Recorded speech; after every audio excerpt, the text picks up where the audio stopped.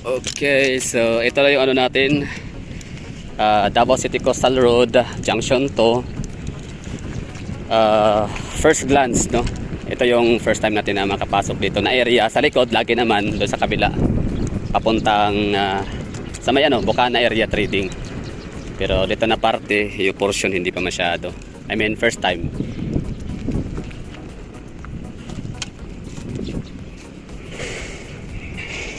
Yung mga taga dito, pwede naman yata maglalakad kasi kita naman natin, marami din tayong nakikitang mga tambayers dito. Mga local lang siguro no, dito nagtatrabaho, dito nakatira. So matagal pa tong madaanan. Yun na nga, according sa pronouncement ni Mayor Bastey ay nasa ano pa, sometimes in March 2026. Grabe oh, kaibahan ng ano no, Chinese contractor sa Filipino contractor. Kasi pag Chinese contractor ka, ang ganda ng mga tulugan ng mga empleyado, ng mga construction worker nila, talagang naka prefab, tapos naka aircon. Oo, 'di ba? So disinte. Ganyan nila kamahal ang ano, taong bayan nila.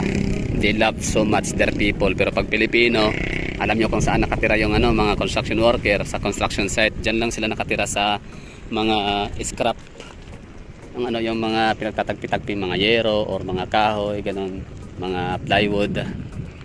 Trabaho ka dira, Koy? Trabaho ka o taga-dara ka? So yun, mga local lang dito. Tapos nangingisda, namimingwit. Hindi pa to madadaanan ng mga, I mean, madadaanan naman, possible naman siya sa mga ano, private cars. I mean, mga sasakyan, mga malaki, like mga trucks, ganun. Ano yan, empleyado, Chinese. May mga van, mga dumadaan dito, mga government employees, kadalasan mga taga-gobyerno,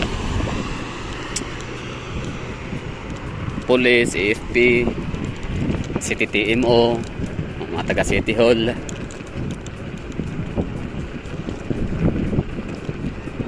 So tayo naman, advice tayo na huwag dumaan sa tulay. Bawal palagi. So atay may imuana, pero sige lang, ano lang tayo, explore lang tayo bawat ano, bawat kabilaan, bawat panig. Dito tayo sa may side ng ano, south side of Junction 2. Ano bang lugar to? Ecoland na lang, ganun. Ecoland side. Tapos sa kabila naman ay Trading Boulevard portion or side.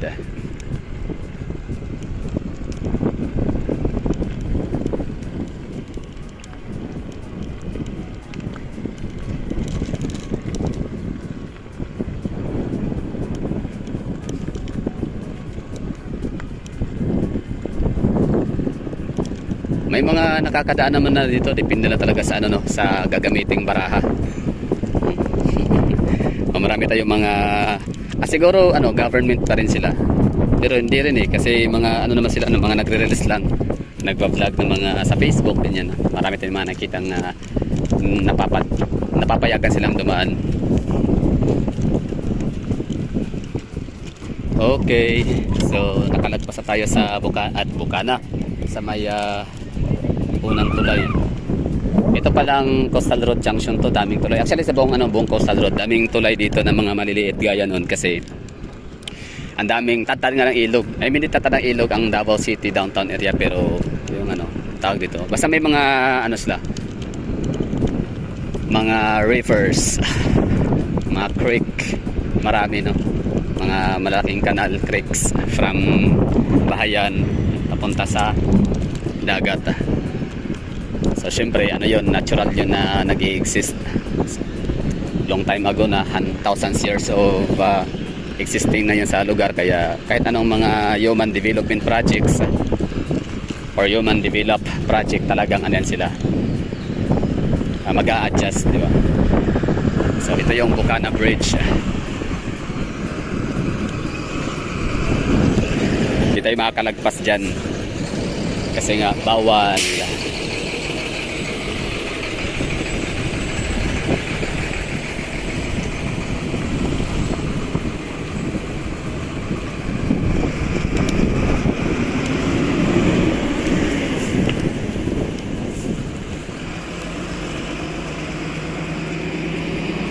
yun no.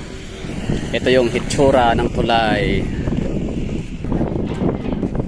So meron pa rin ginagawa rito. Yan ay reassembled sa mga wirings, no.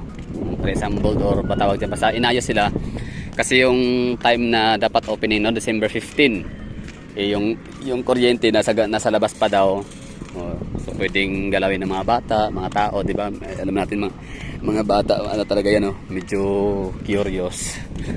Baka pwedeng tuklapin, sirain, or baka makuryente. So makadisgrasya pa. So ito yung lugar.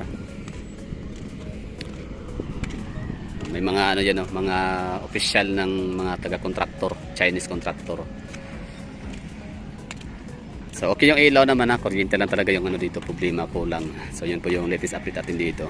Okay lang na hindi mo na tayo makakadaan dito. O sa mga nanonood dyan sa inyo, baka may mga ano dyan sa inyo, mga ilang nakakadaan na dito, no. Anong pagkatapos nung 15 na kinancelled, tsaka 16 kinancelled ulit.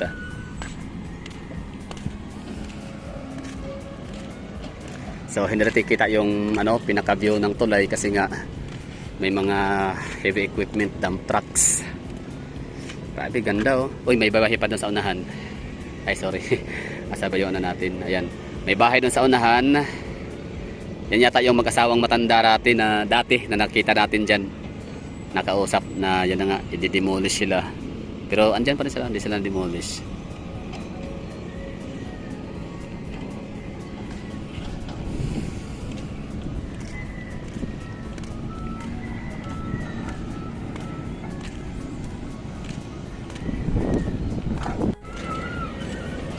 So ongoing ang ginagawa nila ditong paghuhukay or paghahakot ng lupa.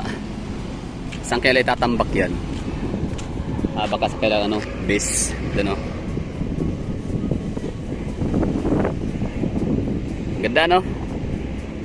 Ano sa, 'di ba pwede naman sanang ano to madaanan kahit pa tolins na yung kabilaan. I mean yung labasan sa may, kahit tolins lang yung labasan sa may Rojas Avenue or Rojas segment.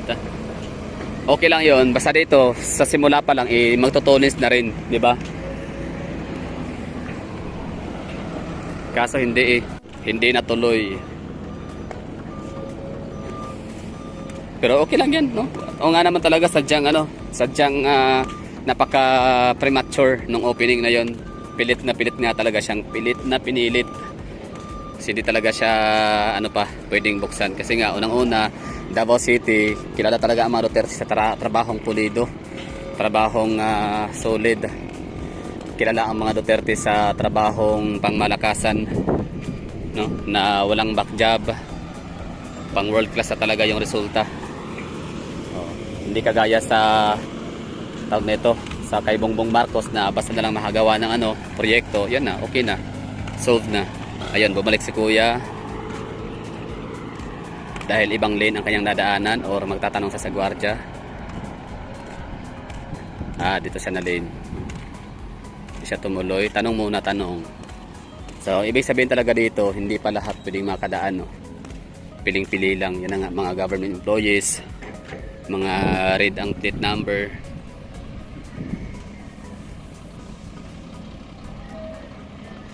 Mga empleyado natin na mga natatrabaho pala, hindi pa na natin sila empleyado.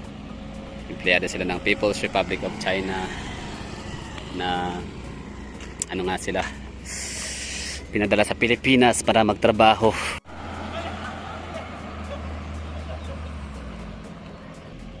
Wala, opposite sila sa Duterte. Duterte may kwenta, BBM wala.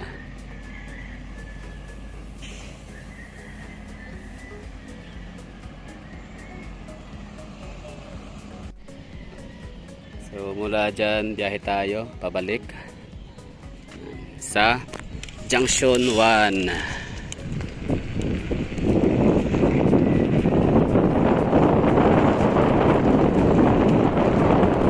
Maganda rito na area, walang bubog ng mga kung ano ng mga botelya na nagpapasag kasi walang mga nagrarayot dito sa may Ecoland area. Very good ng mga taga Esparo, Kalubihan, o ano pa tong lugar to dito, Times Beach. na taga Talisay. Shout out sa inyo dyan. Siyempre, ano pa naman magtatapon ng OT dito yung mga bata, yung mga warrior. Eh, may gwardiya talaga. Sobrang restricted ng lugar kasi nga may ginagawang tulay. Sa Chinese, alam na natin yung mga Chinese talaga napaka-higpit or napaka-dedicated sa trabaho, kaya lahat ng mga istorbo, lahat ng mga distractions talagang pinagbabawal nila yan or ayaw nila dyan sa mga distractions kasi gusto lang dire-diretso yung trabaho at walang palpak, ganun.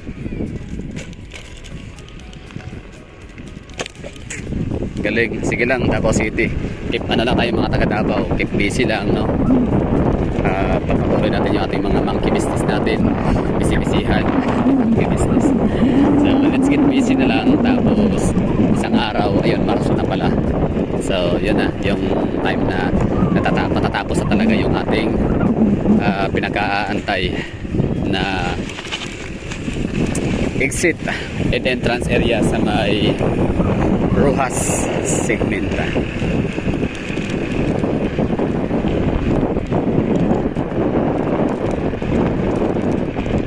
Ngayon, ito na lang muna, no?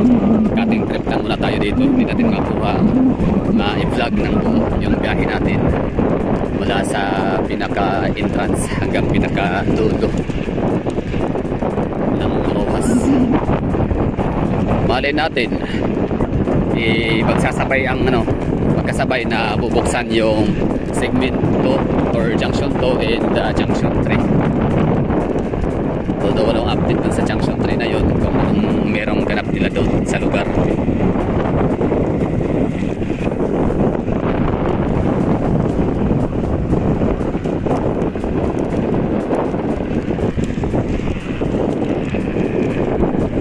Okay na tayo dito, no? Thank you for watching.